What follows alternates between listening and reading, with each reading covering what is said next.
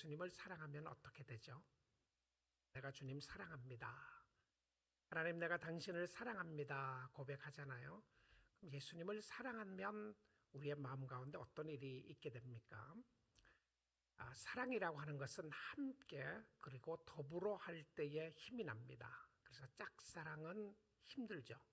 내가 아무리 사랑해도 나의 사랑을 전한 그 대상이 받지를 않으면 괴로운 겁니다. 아무리 아름답게 짝사랑을 아름다운 시로 표현한다고 할지라도 괴로운 거죠. 아픈 겁니다. 한 사람은 사랑하는데 다른 한 사람은 싫어한다. 마음이 괴롭고 아픈 것입니다. 내가 사랑하고 있는데 상대방이 나를 미워하면 어떤 마음이 들죠? 나는 정말 사랑했어요. 근데 그 사람이 나를 미워합니다. 그러면 그때 쓰는 단어가 우리가 배신당했다라고 하는 표현을 쓰게 되죠. 나의 사랑을 어떻게 그렇게 받아들일 수 있느냐. 우리는 살아가면서 다 배신을 당해본 경험이 한두 번은 다 있습니다. 그렇죠? 내가 정말 사랑했어요. 그 사랑의 대상이 어떤 이성적인 사랑이 아니더라도 그 사랑을 했는데 배신당한 경험을 우리는 다 해보았을 것입니다. 여러분, 하나님도 그런 마음이 있는 것 아세요? 하나님도 야, 너 때문에 내가 배신당했다. 우리 사람들 관계에서만 배신당하는 것이 아니라 하나님께서 나는 사랑하나 저들은 나의 사랑을 여겼다. 이게 배신당한 거죠. 이 표현이 누가 쓰시는 표현이냐면 하나님이 쓰셨습니다. 인간의 사랑만이 배신의 사랑이 있는 것이 아니라 하나님도 우리에게 내가 너를 사랑했는데 너는 나의 사랑을 위반했다. 나의 사랑을 거역했다. 이렇게 이야기를 하죠. 사랑을 주면 사랑을 주는 사람은 반드시 사랑을 요구합니다. 사랑은 다 주는 거다. 여러분 어떻게 생각하시나요? 다 주는 것 맞아요. 그런데 주는 사람은 반드시 사랑은 다 주고 나서 그 사람에게 요구를 합니다. 무엇을 요구하죠? 똑같은 사랑이 아니더라도 감사의 요구를 하게 됩니다. 내가 누구에게 많은 사랑받았어요. 근데 내가 그 사랑을 갚을 길이 없어요. 그런데 갚을 수 있는 방법 중에 하나가 그 사랑을 어떻게 하면 됩니까? 고마워하면 되는 거죠. 감사하면 되고 그 사람을 위해주면 되고 그 사람에 대한 사랑을 확인해주면 되는 것입니다. 그런데 하나님이 우리를 사랑하셨습니다. 우리가 오해하는 것 중에 하나가 이런 것 같아요. 하나님은 나를 사랑하시는데 무조건적인 사랑이다. 그래서 이 무조건적인 사랑은 내가 무엇을 해도 상관없이 내가 어떠한 형편과 어떠한 상황에 있든지 내가 무엇을 해도 상관없이 하나님은 항상 나를 사랑한다. 그래서 하나님의 사랑은 무조건적이다. 맞습니까? 틀렸습니까? 내가 이렇게 물어보면 틀렸다고 답을 해야 맞는 답이에요. 하나님의 사랑에는 조건이 없습니다. 그렇죠. 그거는 맞는 이야기예요. 그런데 이 무조건적인 사랑이라고 하는 사랑이 하나님은 사랑하는 나는 내 마음대로 살 수 있다. 착각입니다. 아니에요. 우리는 하나님의 사랑이 무한하다, 무조건적인 사랑이라고 해서 내가 무엇을 해도 상관없이 하나님은 나를 사랑할 수밖에 없고 사랑한다고 생각을 하면 그렇지 않아요. 하나님이 나를 사랑하시고 하나님은 나에게 요구하시는 것이 있습니다. 오늘 이 본문을 통해서 그걸 보기를 원하는데요. 먼저 이스라엘 백성들에게 탄식하셨던 하나님의 모습을 한번 확인해 보기 원합니다. 이사야 1장 2절부터 4절인데요. 이사야 선지자를 통해서 하나님의 말씀을 선포하시기 시작합니다. 하늘이여 들으라, 땅이여 귀를 기울이라. 하나님의 메시지가 단순히 하나님의 백성들에게 이야기를 해요. 근데 하나님의 백성들에게 이야기를 하면서 세상의 모든 천지 만물이 다 하나님의 음성을 듣기를 원했어요. 뭐라고 하나님 말씀하시죠? 여호와께서 말씀하시기를 내가 자식을 양육하였거늘 자녀를 키웠더니 뭐라고요? 그들이 나를 거역하였도다. 이 신이죠. 이 거역했다고 하는 단어이 rebellious, 리벨했다 이렇게 나와요. 그러니까 실질적으로 하나님의 사랑을 완전히 배반하고 배신하고 떠났습니다. 자, 누구에게 하는 소리입니까? 이스라엘 백성들에게 하는 소리인데, 이스라엘 백성들에게 하면서 이 소리는 모든 천지 만물의 모든 땅에 있는 사람이나 하늘에 있는 사람들이 다 듣도록 하면서 하나님의 안타까운 탄식의 모습을 보게 됩니다. 하나님의 탄식, 하나님의 안타까움. 여러분 그 생각해 보시나요? 하나님이 나를 보면서 탄식하는 모습을. 자, 물론 사랑의 모습이 있어요. 자, 그래서 확인하는 겁니다. 3절입니다. 소는 그 임자를 알고 나귀는 그 주인의 구유를 알건만은, 소는 그 임자를 알고 주인을 알고 나귀도 자기에게 밥을 주는 주인을 안다 이렇게 이야기하는 거죠. 집에서 키우는 애완견들도 누가 밥 주는지 알잖아요. 누가 그 가정에 제일 좋아하는 사람인지 안다고 그러잖아요. 이스라엘은 알지 못하고 나의 백성은 깨닫지 못하는다. 알지 못한다, 깨닫지 못한다. 이 표현은 하나님 앞에 나아가는 모습이 없다 이런 표현이에요. 자, 그 다음에 4절 보겠습니다. 슬프다 범죄한 나라요, 허물진 백성이요, 행악의 종자요, 행위가 부패한 자식이로다. 그들이 여호와를 버렸다고 하는 표현 쓰죠. 이스라엘의 거룩한 일을 만홀히 여겼다. 이 만홀히 여겼다고 하는 단어가 굉장히 강한 리젝션을 이야기하는데요. 여기에 배반하다, 배신하다 이런 표현입니다. 이스라엘의 거룩한 이시를 배신하게 여겨서 멀리하고 물러갔도다. 하나님을 떠난 모습을 이야기합니다. 인간의 죄악은 사람들만 배신하지 않아요. 인간의 죄악은 하나님을 배신합니다. 참 죄가 무섭죠. 그렇죠? 참 죄가 무서워요. 이 죄는 파괴를 하고요. 죄는 하나님조차도 배신하게 하는 무서운 모습을 가지게 있는데, 그들을 낳고 그들을 기르고 그들을 양육한 부모를 거역합니다.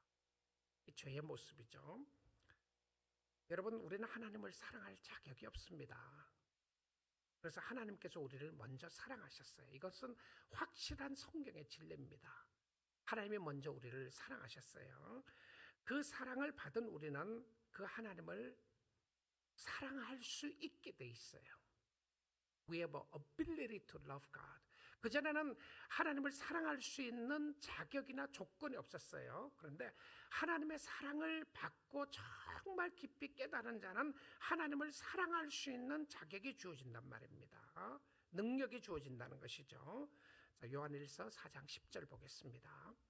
사랑은 여기 있으니 우리가 하나님을 사랑한 것이 아니요, 하나님이 우리를 사랑하사 우리 죄를 속하기 위하여 화목제물로 그 아들을 보내셨습니다. 그러니까 하나님의 사랑의 최고의 표현은 예수 그리스도입니다. 그리스도의 죽음이에요. 그러니까 그리스도의 십자가의 죽음을 알지 못하면 하나님의 사랑을 알 수가 없습니다.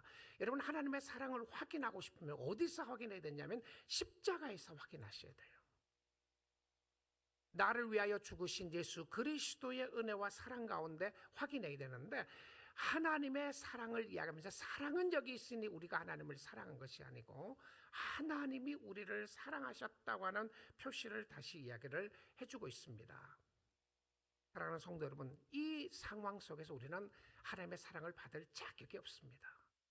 자, 하나님의 사랑을 받을 자격이 없다고 이야기하는 그 의미는 무엇이었냐면, 하나님의 사랑을 처음부터 받을 자격이 없다, 이 표현입니다. 무슨 말씀인지 아시겠죠? 하나님의 사랑을 처음 받을 수 있는 그 어떤 자격이나 조건도 갖추고 있었던 사람이 아무도 없었다는 거예요. 우리 부모님 때문에, 우리 부모님이 주님을 잘 섬기기 때문에 내가 하나님의 사랑을 받았다, 아닙니다. 우리 부모님들이나 누군가가 내가 열심히 일했기 때문에 하나님의 사랑을 받았다, 아니에요. 그 사람을 통해서 하나님의 사랑을 받을 수 있는 기회가 있었던 것은 확실할 겁니다. 그런데 하나님의 사랑은 나에게 그 어떤 조건도 요구하지 않았어요. 우리가 아직 죄인 되었을 때에 그리스도께서 우리를 위하여 죽으심으로 말미암아 하나님의 사랑을 확인시켜 주셨다라고 성경이 이야기하고 있음을 보게 됩니다. 자, 무조건적인 사랑은요, 어디서 확인하셔야 한다고요? 처음 사랑을 받았을 때 확인하셔야 됩니다. 그 다음에는 무조건적인 사랑은 하나님의 사랑을 받고 난 이후에는 우리에게 사랑의 책임이 주어집니다. 많은 경우에 우리가 신앙생활 하면서요, 우리는 죄를 짓습니다. 그래서 하나님의 무조건적인 사랑을 자꾸 무조건적으로, 하나님은 내가 무슨 잘못을 해도 사랑하고 계시죠, 하나님 사랑한 줄 압니다, 주님이 나를 사랑하죠, 그러는데요, 여러분, 정말 여러분이 주님을 사랑하면요, 어떤 모습이 있게 되는지 오늘 말씀을 보도록 하겠습니다. 자, 근거합니다. 그렇죠? 하나님의 사랑을 리젝트할 수 있고, 하나님이 먼저 우리를 사랑했고, 그리고는 그 하나님의 사랑에는 무조건적인 사랑이었다는 것을 확인하고 기초로 두고 오늘 말씀 보겠습니다. 요한복음 14장 15절입니다. 너희가 나를 사랑하면, 이 모습이 어떤 모습이죠? 이미 사랑을 받고 난 이후에 하는 표현입니다. 너희가 나를 사랑하면 무엇을 한다고요? 나의 계명을 지키리라. 여러분 확인해 놓고 줄쳐 놓고 보십시오.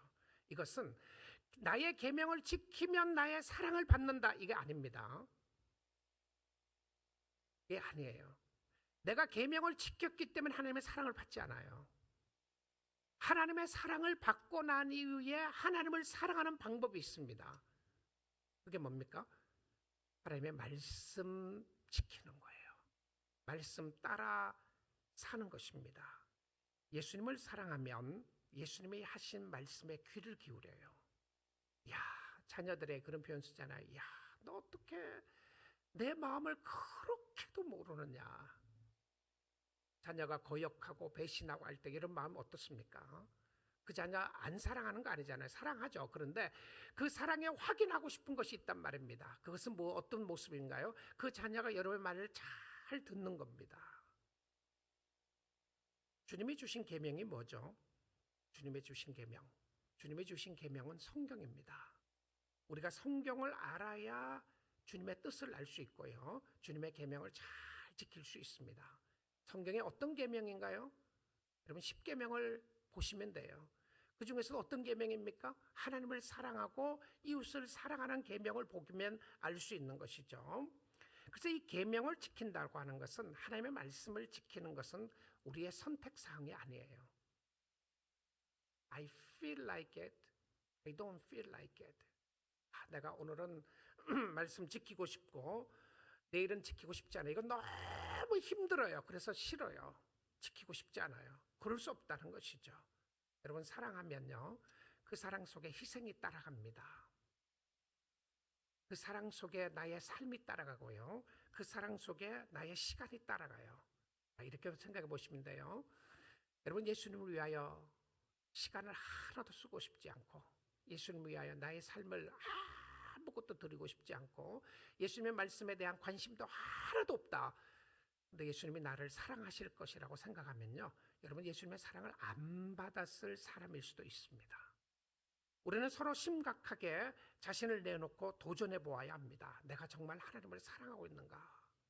하나님, 내가 주의 뜻대로 살고 싶은데 정말 주님의 사랑이 너무 큰데 내가 그렇게 살지 못해서 죄송합니다. 정말 하나님 회개합니다. 하나님의 자녀의 모습이에요. 하나님은 우리의 삶 가운데 완전하게 율법을 지키고 사는 것을 원하는 것이 아니라, 율법을 지키고 하나님의 말씀을 지킴으로 말미암아 하나님의 사랑이 얼마나 크신지를 알기를 원한단 말입니다. 오늘 이 아침 시간에, 귀한 아침 시간에 나오신 여러분 환영하며 축복합니다. 주님 사랑하는 마음으로 오셨잖아요. 주의 말씀을 듣고 싶어서 오신 거죠. 주의 사랑이 얼마나 크신지를 우리가 깨닫고 있습니다. 그 말씀 가운데 우리의 선택사항이 아니면 예수님이 이렇게 또 강조를 하세요. 요한복음 14장 21절입니다. 나의 계명을 지키는 자라야 나를 사랑하는 자니.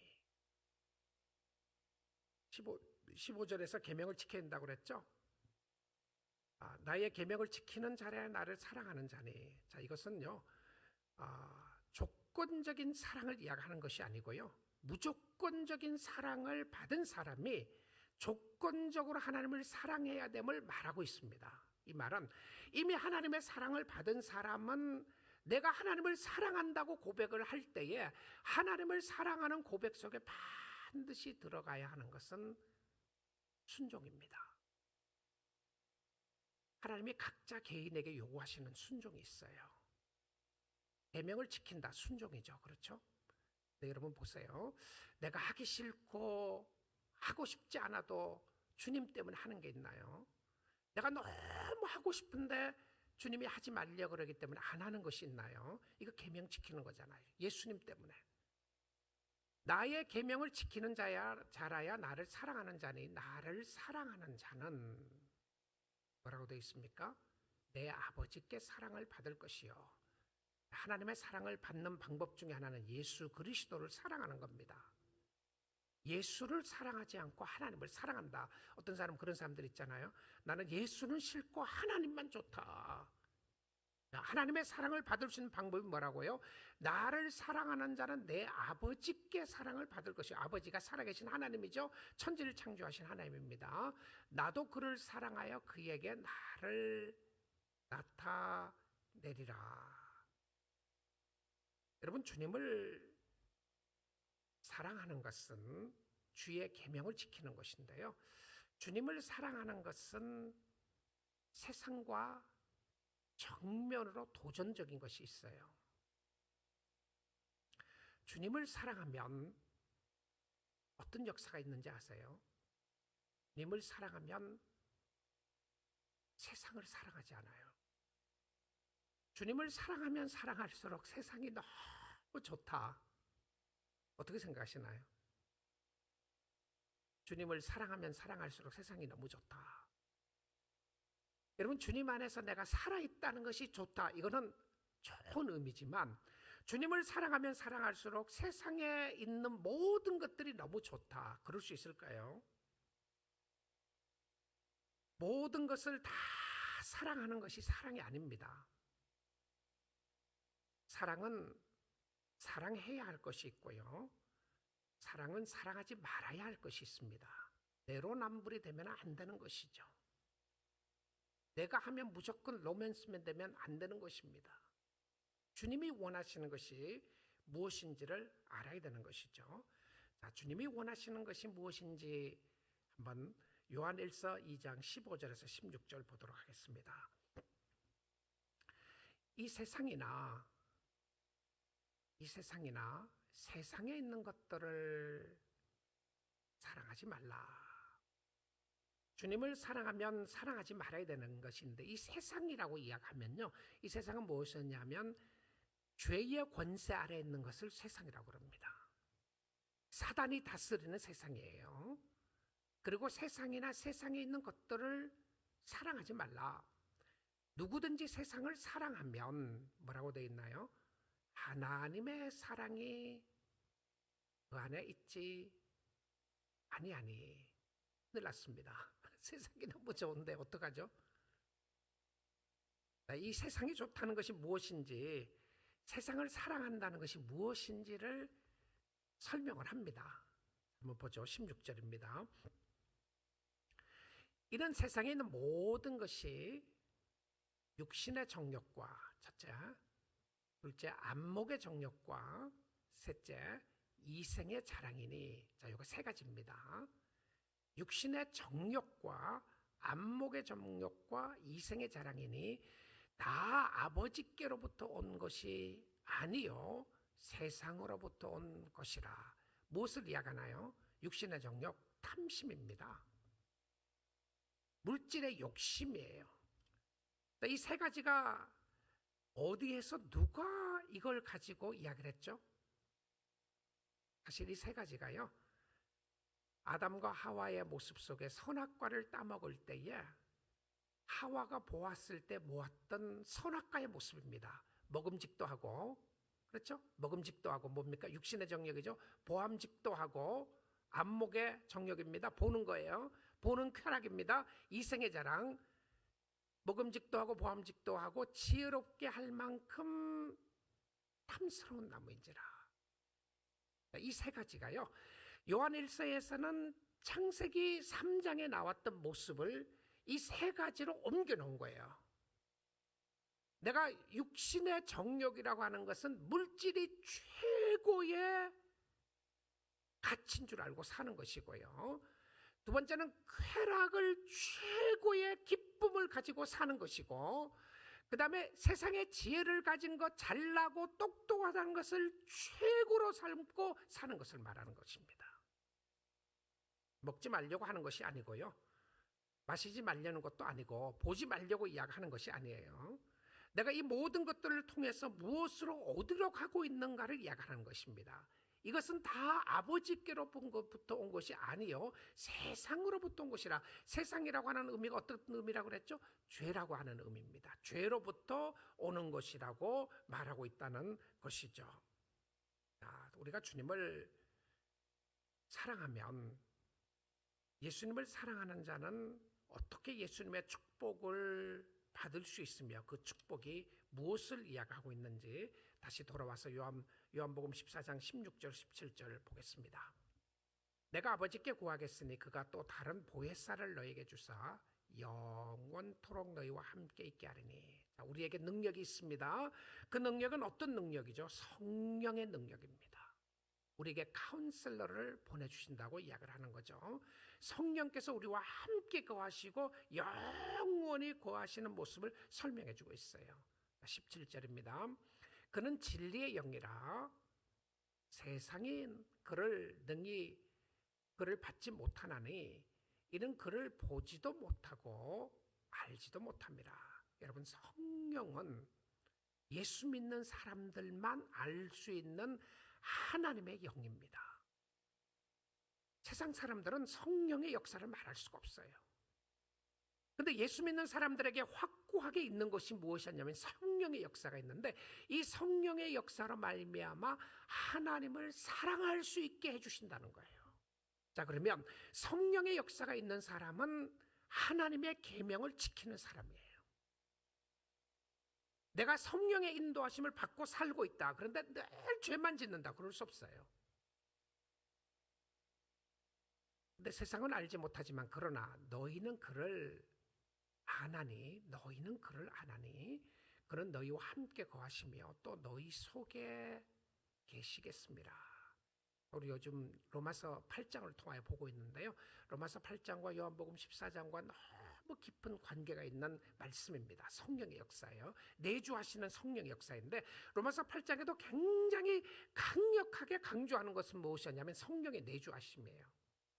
우리의 마음속에 성령이 있는가? 여러분의 마음속에 성령이 있는가? 성령이 있다면 하나님을 사랑하게 되는 역사를 이야기를 하고 있는 것이죠. 요한복음 14장 18절 보겠습니다. 내가 너희를 고아와 같이 버려두지 아니하고 너희에게로 오리라. 고아와 같이 버려두지 않고 너희에게로 오리라. 이것은 예수님의 약속의 모습입니다. 성령으로 우리와 함께 하시고 우리와 동행하시고 다시 오셔서 우리를 인도하실 예수님의 약속의 모습이에요. 예수님이 다시 오십니다. 그래서 어떻게 해야 됩니까? 우리는 예수님을 사랑합니다. 우리가 예수님을 사랑한다는 것을 어떻게 알 수 있나요? 그것은 예수님의 말씀을 듣고 순종하는 겁니다. 순종하는 거예요.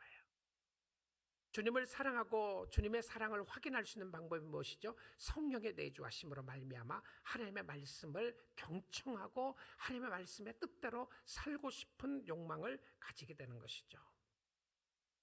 자, 하나님의 임재의 약속을 말씀하고 났어요. 이 약속의 말씀을 붙잡고 살아야 되는데, 이 약속의 말씀을 붙잡는 말씀이 이사야 41장 9절 10절입니다. 내가 땅끝에서부터 너를 붙들며 또 모퉁이에서부터 너를 부르고 네게 이르기를 너는 나의 종이라. 내가 너를 택하고 싫어하여 버리지 아니하였다 하였노라. 자, 여기서 너는 나의 아들이다, 자녀이다 라고 하는 표현을 쓰지 않아요. 이사야 41장에서는 종이라고 하는 표현을 쓰고요, 여기에 종이라고 하는 표현을 쓰는 것이 이사야에서는 그 종으로 오신 예수 그리스도에 대한 이야기를 많이 합니다. 그 servant에 대한 부분들을 이야기하는데 죽으러 오신 종에 대한 이야기를 해요. 그리고는 종의 모습 속에 중요한 모습이 무엇이죠? 주인의 말에 순종하는 겁니다. 여러분, 종이 주인의 말에 순종하지 않으면 어떻게 되죠? 벌을 받죠. 쫓겨날 수도 있어요. 쫓겨나면 되지, 그거 아니잖아요. 그 죽는 의미랑 마찬가지잖아요. 근데 종은 주인의 명령에 순종하게 돼 있습니다. 내가 너를 부르고 내가 너를 택하고 내가 너를 싫어하지 않고 너를 붙잡고 있는데 너는 나의 종이라. 여러분, 우리가 그리스도의 종이 된 게 그리스도의 말씀에 순종하는 것이 영광으로 아셔야 됩니다. 영광이로. 내가 주님을 섬길 수 있는 것이 최고의 영광입니다. 내가 오늘 주의 뜻대로 사는 것이 영광입니다. 너는 나의 종이라. 종에게 반드시 요구되는 것은 순종이죠. 10절입니다. 두려워하지 말라. 내가 너와 함께함이라. 놀라지 말라. 나는 내 하나님이 됨이라. 내가 너를 굳세게 하리라. 참으로 너를 봐주리라. 참으로 나의 의로운 오른손으로 너를 붙들리라. 여러분, 여기에 강력한 모습이 있잖아요. 우리가 하나님을 사랑하고 하나님을 의지하고 하나님을 섬기고 나갈 수 있는 강력한 모습이 뭐죠? 하나님의 함께 하심입니다. 이게 하나님의 함께 하심이 이 우리가 외우는 좋은 성경 구절, 이 이사야 41장 10절이 구절과 함께 연결해서 보아야 되는 것이죠. 우리가 그리스도의 종이고 하나님이 우리를 붙잡으시고 함께 하셨기 때문에 하나님이 끝까지 우리를 잡고 계시는 것을 말해주고 있고 보여주고 있음을 보고 있습니다. 사랑하는 성도 여러분, 예수님을 사랑하면 예수님의 말씀을 지키는 것이 쉬워집니다. 여러분, 사랑하면 사랑하는 사람들의 이야기 듣는 거 쉬워져요. 근데 사랑하지 않으면 그 사람의 이야기가 굉장히 부담스럽습니다. 저 벌든이 돼요. 그래서 예수님의 계명은 벌든이 아니다 이렇게 이야기를 합니다. 우리에게 부담스러운 것이 아니다. I'll be glad to do it. 기쁨으로 주님을 섬기겠습니다. 그리고는 주의 계명을 지키게 되는데요. 주의 계명을 지키지 못했을 때 바로 우리는 하나님 앞에 잘못을 고백합니다. 여러분, 죄의 고백도요, 여러분의 신앙생활을 잘 하시기 위해서 여러분 회개도 오랫동안 묵혀놓지 마세요. 죄를 묵혀놓으면 묵혀놓을수록 회개하기가 어려워집니다. 하나님의 사랑의 고백도 금방금방 하는 것과 같이요, 회개도 금방금방 하세요. 하나님 죄송합니다. 하나님 잘못했어요. 내가 이런 마음 가진 거 잘못됐습니다. 하나님, 내가 주님을 더욱더 사랑하기 원합니다. 주님을 사랑하고 주님을 사랑하는 것이 우리가 계명을 지키는 것인데, 우리는 그 계명을 지키는 것 가운데 주님이 미워하시는 것 미워해야 합니다. 주님이 미워하는 건 뭐죠? 이 세상의 죄악입니다. 우리가 사랑하는 건 뭔가요? 이 세상의 죄악입니다. 그전에도 이야기를 했지만 어린아이가 쓰레기를 껴안고 이야기를 합니다. Mom, I love this. 트래시캔을 껴안고 있어요. 쓰레기통을 껴안고 있으면서 Mom, I love this.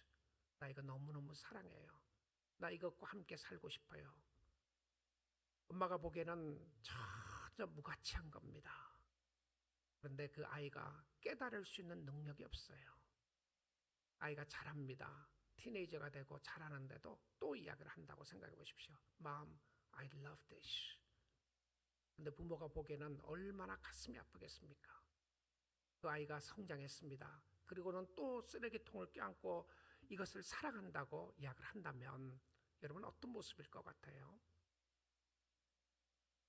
사도 바울이 내가 세상에 가졌던 학문과 이런 것들을 배설물로 여긴다라고 했던 부분이 찌꺼기로 여긴다고 하는 표현이잖아요. 실질적으로 찌꺼기라고 표현하는 것은 아닙니다. 바울의 고백은 무엇이었나요? 그리스도와 비교해 보니까 하나님이 우리가 이 땅에 사는 동안 먹을 것을 주시고 입을 것을 주시고 이 땅에 살게 해주셨는데, 우리가 알고 영적으로 성령의 역사가 있는 사람들은 확인하는 것은 무엇이냐면 이것이 최고가 아니라는 것을 알게 됩니다. 이 땅에서는 소중할지 몰라요. 영이 없는 사람은 소중합니다. 영이 없는 사람은, 성령이 없는 사람은 이 땅의 가치가 최고의 가치를 가지고 살아갈 수밖에 없습니다. 왜냐하면 영적으로 볼 수가 없으니까요. 성령이 있는 사람은 가치가 바뀌어져요. 이게 가장 귀하지 않는다는 것을 알게 됩니다. 이것은 언젠가는 다 쓰레기가 된다는 것을 알고 있어요. 그래서 우리는 쓰레기를 껴안고 사랑한다 말하지 않습니다. 그 쓰레기에 필요한 것, 이 땅에 살아나가는 동안 필요한 건 하나님이 주시고 감사합니다. 그러나 이것이 영에게 유익이 되지 않는 것이라고 하면 버릴 수 있어야 돼요. 성령의 역사로 말미암아 여러분의 심령 속에 유익이 되지 않는 것이 있다면 사랑하지 않는 것이 주님을 사랑하는 것입니다. 혹시 여러분의 명예가 최고로 생각하고 살아나가시나요? 여러분의 이름이 최고라고 생각하고 살아나가시나요? 여러분의 자존심 상하는 게 정말 못 견디기 어렵고 힘들다고 생각하고 살아가십니까? 여러분, 세상에 여전히 물질이 최고의 가치라고 생각하고 살아가시나요? 성령은 늘 예수 그리스도가 최고의 가치고 그리스도 안에서 보기를 원합니다. 세상에서부터 오는 것이 아니라 주님으로부터 오는 것 바라보시고요. 오늘도 성령의 역사로 말미암아 우리는 새로운 가치관을 가지고 있는 사람들이고 우리는 하나님의 영이 있는 사람인데, 세상은 알지 못해도 우리가 아는 것이 있습니다. 무엇이죠? 우리는 영생이 있다는 것을 알고 있습니다. 우리는 죽어도 다시 산다는 것을 알고 있는 사람이기에 오늘도 주님 붙잡고 주님 의지하고 주님 사랑하며 섬기면서 예수님을 사랑하면 예수님의 계명을 지키는 주의 말씀 붙잡고 주님 사랑하는, 그래서 주님의 사랑을 더욱더 풍성하게 받는, 내가 주님의 사랑을 받을 수 있다는 것이 얼마나 큰 축복이고 영광인지를 확인하고 오늘 또 다시 한번 주님의 사랑을 더욱더 많이 받으십시오. 주님의 사랑을 많이 받는 방법 중에 하나는 주의 계명을 지켜 따라 행하며 사는 삶입니다. 오늘도 순종함으로 말미암아 주님이 주시는 풍성한 사랑을 확인하고 누릴 수 있기를 주님의 이름으로 축복드립니다.